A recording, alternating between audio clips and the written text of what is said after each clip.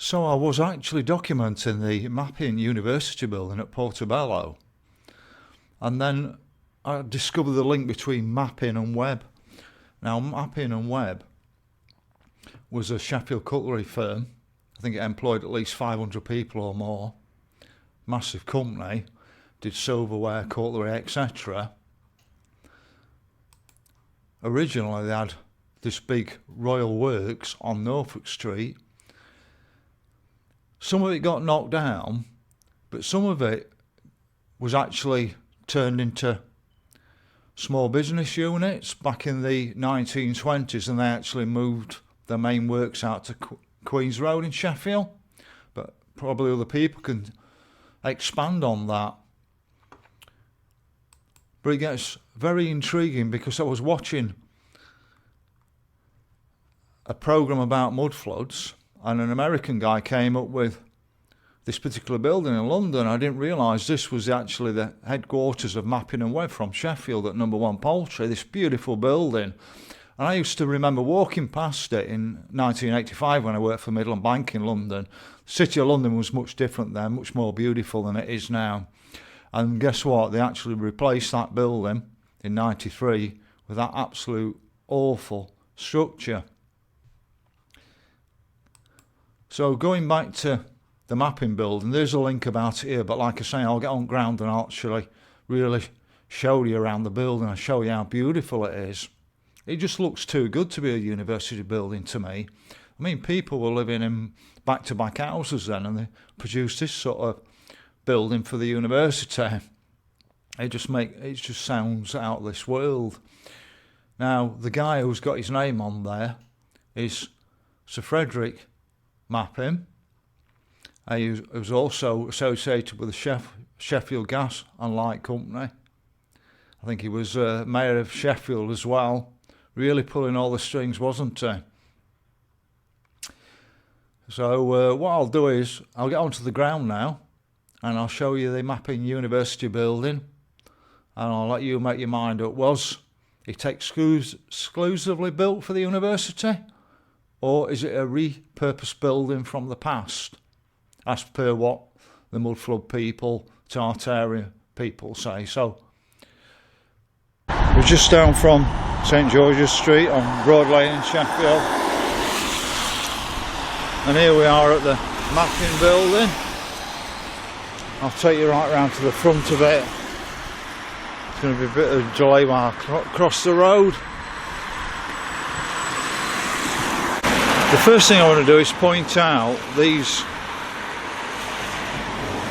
Jewish type crosses on the building. They're all around the building everywhere you look, but also the lower levels. Now, has the building been sunk into the ground because of the height variance, or is there another reason why this building is actually so far in the ground?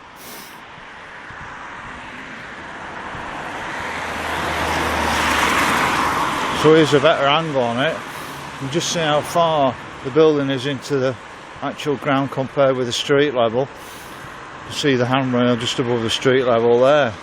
It's sunk in quite a long way. But is the explanation down to engineering works or what? So we're now on Mappin Street. I can't believe it's raining again. I came in the other day to film the building, and it was raining, and I gave up, but we are seeing a bit of blue sky now. But what I find, you can see the Jewish type crosses all around the building. So we're on Mappin Street, and Sir Frederick Mappin was behind the building of this. I don't know whether they gave all the money to the building of this building, or whether he was just a figurehead behind it. But to me, this building looks far too grand for a university building. It's just on a different level. Now, I don't know if this was built at the same time as the main part of it just here.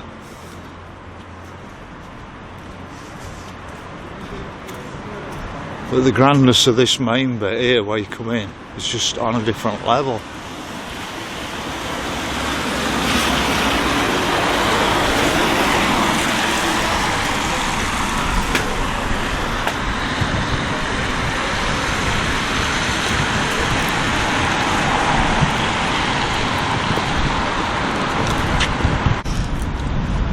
So it's just absolutely fantastic, this main area here. I mean, look at this. What do you call them, chubs?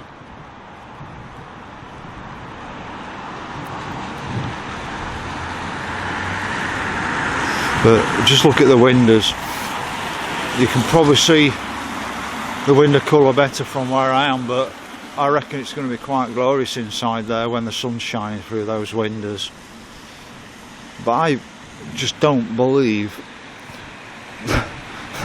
this was gifted to a university. It's just, to me, it looks like a stately home of some kind. It doesn't look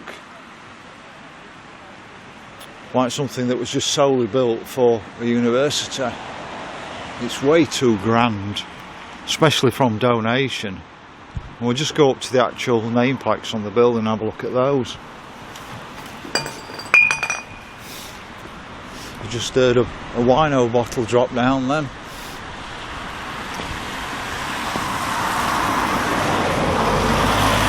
So this is a Faculty of Engineering.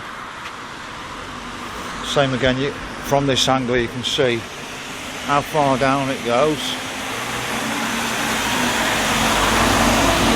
So is that engineering works due to the hills in Sheffield, or is that down to this being buried in some sort of mud flood? Make your own verdict on it.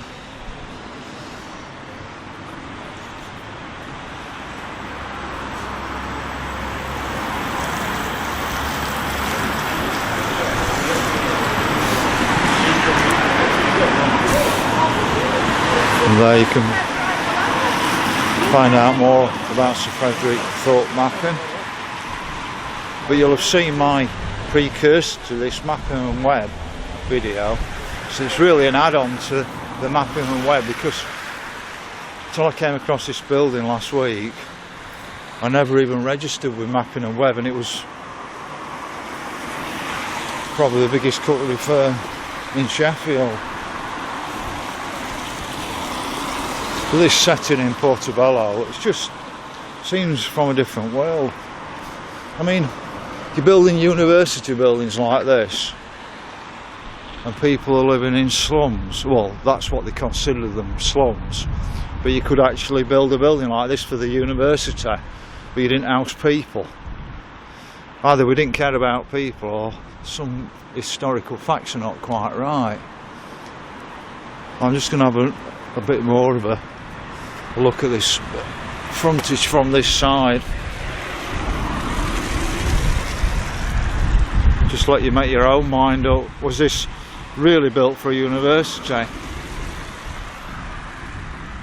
and donated by a guy called Frederick Mappin?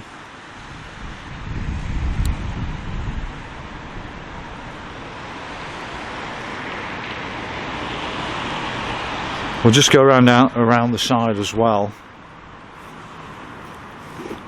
It's actually dry where I live. I was expecting it to be dry and windy in Sheffield, but it's wet and windy in Sheffield.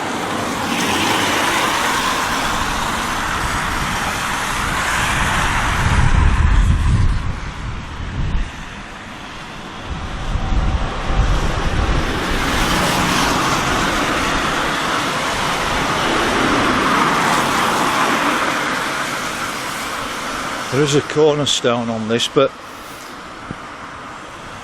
there are different dates for when this building was built. So this cornerstone just here, to me, is well after what they claim the actual building date of the main building.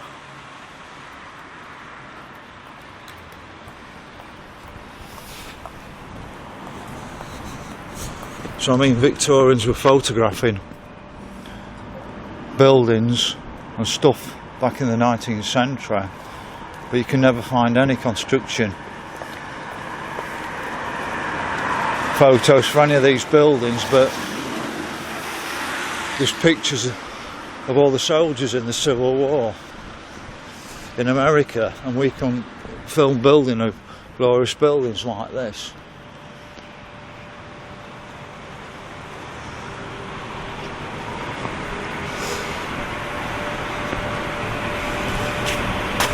But like I said, look at the Jewish stars, they're absolutely everywhere on this building. It gets even worse on the next one.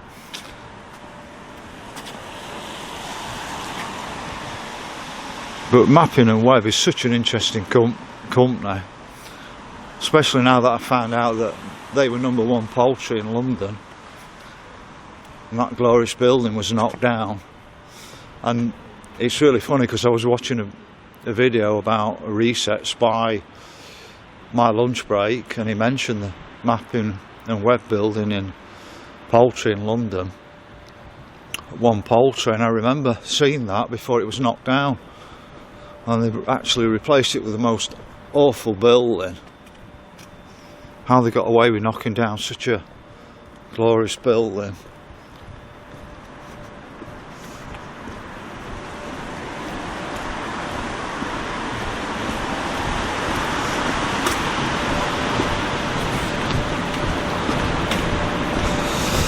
But Mappin and Webb really deserves some more investigation.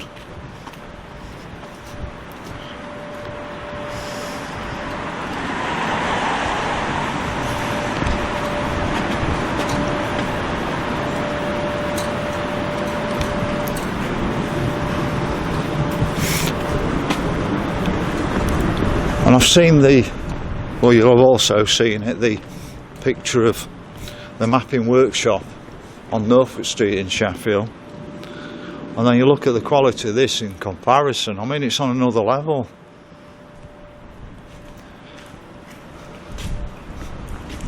Where did all this money come from for this building? Did this Sir Frederick Mappin donate all the money for the building, or was he just a figurehead in the money?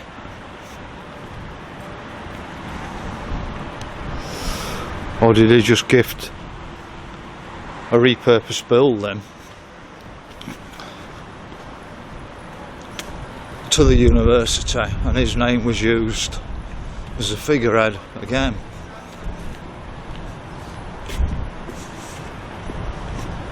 So you can see the modern part of the uni up here. I just wanted to show you that this is the Amy Johnson part of it.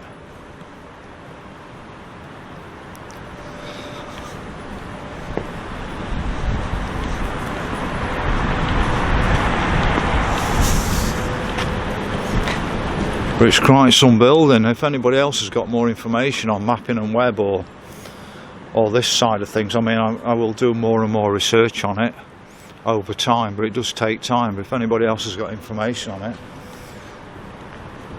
I'd be really interested to hear from you.